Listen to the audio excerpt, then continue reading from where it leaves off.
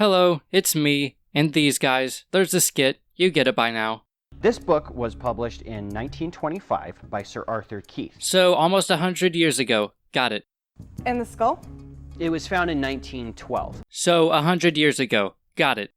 Now, it called Piltdown Man the find of the 20th century. I think it was the New York Times said that it proves the theory of evolution. The New York Times? A newspaper? I'm not sure why I have to explain this, but newspapers are not where you go for scientific findings. They have absolutely no scientific bearing and don't even have to be accurate in any way. If you want to criticize science, you go to scientific journals.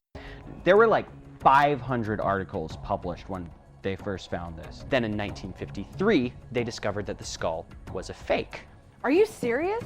Oh yeah. Well, how did they discover that the skull was a fake? The answer is with science. We have ways of telling if these things are legitimate or not, and it's better now than it was 100 years ago. And there were scientists who were critical of it from the beginning, and as time went on, they began to see more and more inconsistencies with the actual evolution of hominoids. Have you ever heard of Nebraska Man? Nebraska Man was the first American ape man fossil to be discovered. And Harold Cook found just a tooth, big enough for the New York Times, okay? Oh yeah, right, the newspaper. Because as we all know, newspapers fact-check everything with extreme scrutiny. Doesn't it seem kind of odd how you have to cite newspapers from 100 years ago to make your point?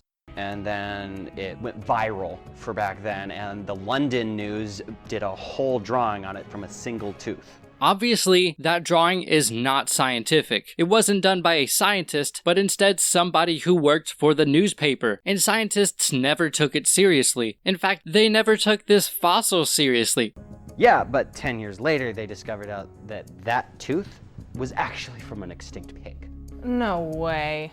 Yeah, so Piltdown Man was the popular proof for evolution for 40 years, and Nebraska Man was the popular proof for 10. Well, here's the thing. More than anything, you're arguing against public opinion, which doesn't actually require people to be scientifically literate. And not only that, but it's public opinion of 100 years ago. That was disproven by actual science. If the entirety of evolution was based on frivolous fossils like this, then how would we be able to tell that these were fake?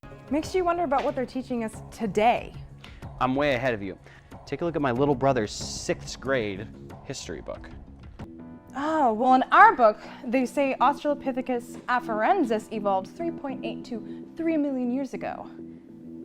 But in the 6th grade book, Australopithecus evolving 4 to 5 million years ago. Okay, this one's actually pretty simple. It turns out that you just can't read. First of all, Australopithecus afarensis is not the same thing as Australopithecus. Afarensis is a specific species within the genus of Australopithecus. So afarensis is going to have a shorter lifespan than the genus as a whole. Now that being said, this does not say that Australopithecus's time span was between 4 and 5 million years ago, but instead that between 4 and 5 million years ago was when it first appeared in Africa. So you just misread that, which is actually fine. It's okay. I'm sure you're not going to make the same mistake with Homo habilis, but there's no actual contradiction here.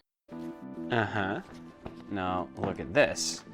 This is an old 1951 Life magazine publication. A magazine publication from more than 50 years ago? Magazines have the same problems as newspapers. See, with an actual scientific journal, articles have to be made by scientists and then peer-reviewed by somebody who's at least scientifically literate, and then they are held up to criticism and scrutiny of other scientists. None of that is true of magazines or newspapers. Magazines and newspapers are written by people who are paid to write down as many cool things as they can, and they don't really have an obligation to be accurate.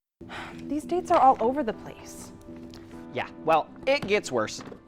So this is our biology, the Holt biology book. Okay. And it shows Homo habilis as living 1.6 to 1.9 million years ago. Hold on, take that, rewind it back, and let's look at what it really says. So according to this chart that they just showed, Homo habilis went extinct about 1.6 million years ago, and they appeared about 2.4 million years ago, not 1.9. If it was 1.9, it would start over here, but it starts over here. So you just told us a lie, and then showed us that you were lying. I'm assuming that they misread this, and I think it's okay if they misread it. But what bothers me is that somebody made this claim, and either nobody looked at it to fact check it, even though they have the book in their hands, or somebody actually did look at it to fact check it, and erroneously saw the same thing. And then these guys presumably went straight to this page, because they have bookmarks, and then somebody had to take a picture of this page, and then somebody had to edit it into this video, and nowhere along the way did anybody catch this. Or they did catch it, and they are completely fine with lying about it. Either way, this just shows how incompetent they are at what they do. But in the 6th grade one, it's 2.4 million years ago. So they say the same things. You can't be serious right now. So which one's true? I guess it depends on which class you're in. 2.4, like they both say. Actually, it's more like 2.8, but we figured that out after these books were published, but that's not really important right now. So what I'm wondering is if any of these dates are correct. It looks like today's truth is just tomorrow's fiction. It looks like you can't read. Now, the journal Science, back in October of 2013, they reported they found skulls in Georgia, like Russia. It shows how different the Homo erectus skulls can look. Wow, they are so different. Well, I'm sure you guys are excellent paleontologists, and you're not just laymen looking at these through layman's eyes. But did you even bother reading the article? Because the article explains these variations. These skulls were probably of an elderly toothless male, 2 mature males, a young female, and an adolescent of unknown sex. And the variations between these skulls aren't actually different than the variations within species today. But I guess reading is just too much work for you. It's much easier for you to just look at the pictures, right? Homo erectus and human skulls can be very similar. In fact, they did a study on 202 modern-day Aborigines, like Australians, on the shape of their skulls, and they found that 14 of the 17 traits were the same on the Aborigines as on the Homo erectus skulls. But not all of them, right? Meaning that we can still distinguish between modern Aborigine skulls and Homo erectus skulls. Sure, they're closer than ours. That just means that our skulls have changed more from what our ancestors were. So it looks like Homo erectus wasn't becoming human, but was already human? Exactly. No, there still are distinct differences between Homo erectus skulls and our skulls. And the differences between Homo erectus and modern humans isn't just in the skulls. So Richard Leakey is a famous evolutionist, and he said, of the several dozen specimens that have been said at one time or another to belong to Homo habilis, at least half of them don't. But there is no consensus as to which 50% should be excluded. No one anthropologist's 50% is quite the same as another's. So they can't even really classify which fossils are supposed to go into which category. No. There is a disagreement as to exactly what qualifies as Homo habilis, because there are at least 2 species that are considered Homo habilis. One argument about a couple species does not mean that we can't classify anything. And even if we can't really classify it, they definitely fit in the evolutionary timeline. Now, Donald Johanson, 1973, discovered just the shin and the leg bone. Now, the way they line up makes scientists think that she could walk upright. Yes, that's true. If I understand correctly, then the way those bones lined up indicate that she had a condition that she only would have if she was bipedal. But that isn't the only evidence that she was bipedal. There's also the curve of the vertebrae, for instance. Hey, there's a picture of her. Wow, there's a lot of her missing. Hey, at least it's more than a tooth. It's true. Very scientific, well-educated observation. Thank you for that. You're real expert paleontologists. That's actually a lot for one particular specimen, and the amount of bones that we have can actually tell us a lot about the organism. And if you take every bone and just mirror it on the other side, we have a lot more than it looks like. But we can't be expected to have the entire skeleton of someone who lived 3 million years ago. You want to see the fragments of the skull that they found? Sure. All All right, wait for it. Booyah. Wow. That's what they found. Not that much. Again, expert commentary from the world's greatest paleontologists. I'm sure you can explain in depth how we can't learn absolutely anything from the fragments we have. Now, looky what we have here. We have here a modern bonobo monkey skull, and we have Lucy. So the brown pieces are the actual fragments of Lucy's skull that they found. Well, they look so alike. Her brain is only a third the size of a modern human's, about the average chimp brain size, and she only stood about 3.5 feet tall. Take a look at the way that Lucy has been portrayed in like the media, like books and films, online. Wow. Everywhere. They really went out of their way to make her look human-like. No, they did not. To me, she just looks like an ape that stands upright, which is essentially what she was. Please explain to me the traits that are inconsistent with the skeleton. You know, being an expert in paleontology and anatomy and all. Take a look in our other biology book. Oh, wow. Hey, look at the whites of those eyes. You know, I've been to a lot of different zoos, and I've seen a lot of different apes, and each of them have completely brown eyes, and not the eye whites that us humans have. I don't think they found any eyeball fossils, but if you wanted to make an ape man look more human, changing the colors of the eye whites in pictures is a good way to do it.